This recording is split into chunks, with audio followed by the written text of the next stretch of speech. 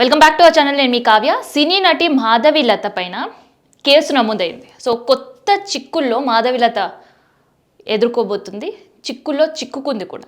So ఏంటి అదంటే, ఒకటి సరూర్ నగర్ పిఎస్లో, ఇంకోటి మహారాష్ట్ర పిఎస్లో కూడా మాధవీలత పైన కేసు నమోదైంది. ఇంతకీ ఆ కేసు ఏంటి, ఎవరు నమోదు చేశారు, ఎందుకు నమోదు చేశారు, ఈ విషయాలన్నీ కూడా ఈ వీడియోలో మనం మాట్లాడుకుందాం. అయితే ముందుగా ఎవరికైనా ఒక వ్యక్తిగత స్వేచ్ఛ అనేది ఉంటుంది. సో వ్యక్తిగతంగా మాట్లాడే ఒక స్వేచ్ఛ ఉంటుంది, వాళ్ళ అభిప్రాయాన్ని పంచుకునే స్వేచ్ఛ ఉంటుంది. సో దీన్ని ఎవ్వరు కూడా కాదనట్లే.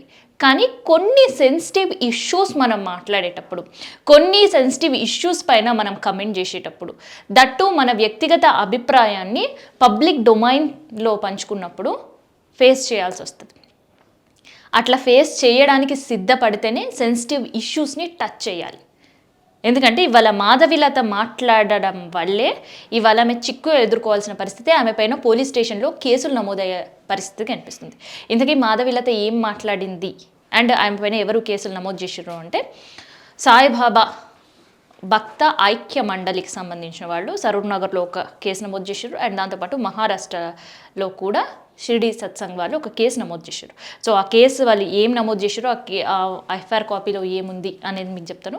అండ్ ముందుగా కేసు డీటెయిల్స్కి వెళ్ళే ముందు మాధవీలత ఏం మాట్లాడింది అనేది విందాం. అండ్ చాలామంది చాలా హర్టింగ్ విషయాలు అక్కడ ఏముంది అంటే, సాయిబాబా దేవుడు కాదు అని చాలామంది దీన్ని చెప్తూనే ఉన్నారు. అండ్ ఒక పెద్ద వాదన కూడా వినిపిస్తున్న పరిస్థితి. కానీ ఆ ఘాటు డోస్ కాస్త పెంచి మాధవీలత చేసిన వీడియోని ఇవాళ చిక్కుల్లో పడేసే పరిస్థితి.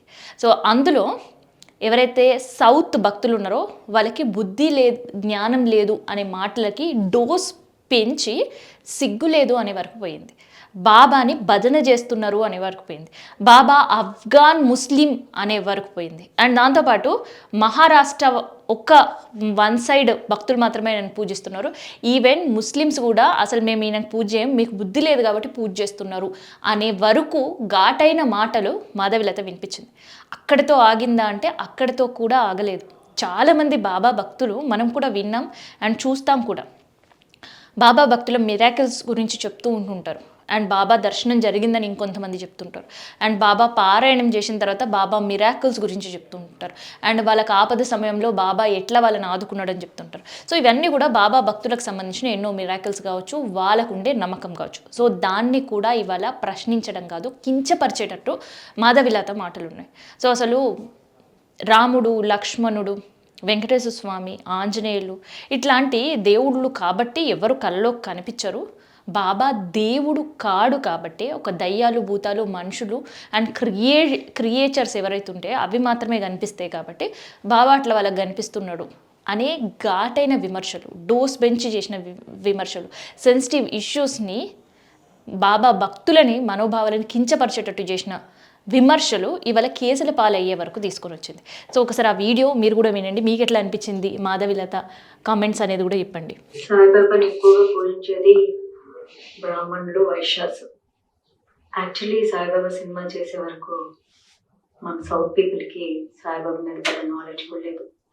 ఆ మరాఠోళ్ళు ఏదో పూజించుకునేటోళ్ళు. యాక్చువల్లీ ఇప్పటికీ కూడా మీరు షిరిడి వెళ్ళి చూస్తే అక్కడ వాళ్ళ బుక్స్లో రిజిస్టర్డ్గా చాలా నీట్గా రాసి ఉంటారు.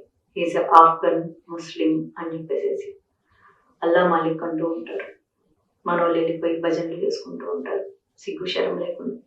ముస్లింలు చాలా ఆనెస్ట్గా ఒప్పుకుంటారు, మేమైతే పూజించము, మీరెందుకు పూజిస్తున్నారు, మీకు బుద్ధి ఉండాలి, మాకు బుద్ధి జ్ఞానం ఉంది కాబట్టి మేము ఫాలో అవ్వమని చెప్పారు. అదేంటో ఎంత విచిత్రంగా సాయిబాబా అందరికి కనిపిస్తాడు, సాయిబాబా కళ్ళకి వస్తాడు. కృష్ణుడు రాడు, రాముడు రాడు, వెంకటేశ్వర స్వామి రాడు, శివుడు రాడు, అమ్మవారు రాడు, ఎవ్వరు రాడు, కనిపించారు. దేవుళ్ళు కాబట్టి కనిపించారు. మనుషులు, దయ్యాలు, భూతాలు క్రియేటెడ్ క్యారెక్టర్లు కాబట్టి వర్చువల్గా అట్లా కనిపిస్తూ ఉంటారు. చాలా మందికి మండుద్ది. నా ఫ్రెండ్స్ కూడా సాయిబాబా భక్తులు, మాకు మిరాకిల్స్ జరిగాయి అంటారు. మిరాకిల్స్ సాయిబాబా వల్ల జరిగాయి, తలరాతలు ఆ టైంలో బాగున్నాయి కాబట్టి జరిగాయి. That's all. సో ఇదన్నమాట సాయిబాబా పైన మాధవీలత చేసిన కమెంట్స్. సో ఈ కమెంట్స్కి మరి రియాక్షన్ ఎలా ఉంది అంటే, రియాక్షన్ ఇవాళ సరూర్ నగర్ పిఎస్ వరకు మాధవీలత వచ్చేటట్టుంది. అండ్ ఈ రియాక్షన్ ఎట్లా ఉందంటే మహారాష్ట్రలో ఈమె పైన కేసు నమోదయ్యేటట్లు ఉంది. అండ్ ఈ కాన్సిక్వెన్సెస్ అన్నీ కూడా మాధవిలత ఫేస్ చేయక తప్పదు.